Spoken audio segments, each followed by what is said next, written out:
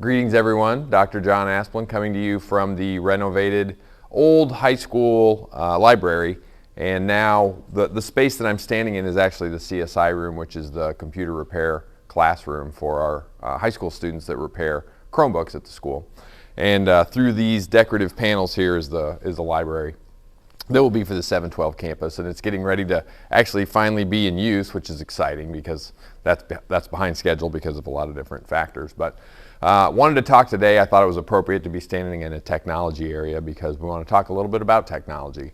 Right before break, I had asked the building principals to make sure they were ready in case we needed to send devices home because we're not really sure where the numbers are going with Omicron.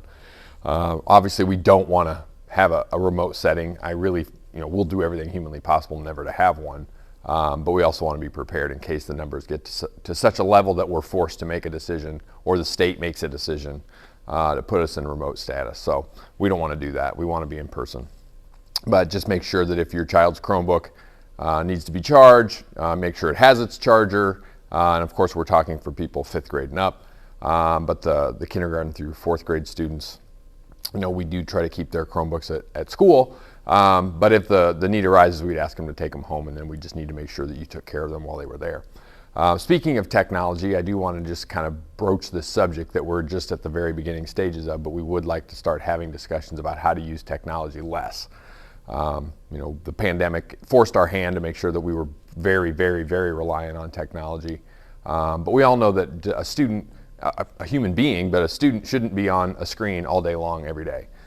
So we need to start looking at ways that we can start to scale that back. So in the coming months, we are going to start having discussions about how we can programmatically put that forward and start to really look at some opportunities to be doing things that aren't just relying on technology, because that isn't the only means that we can convey information to students. We still want to make sure that we're prioritizing human relationships. So that's going to be a really important thing. And then finally, as it pertains to technology, as we get into the winter months now, it's been snowing, and we know it's going to get colder.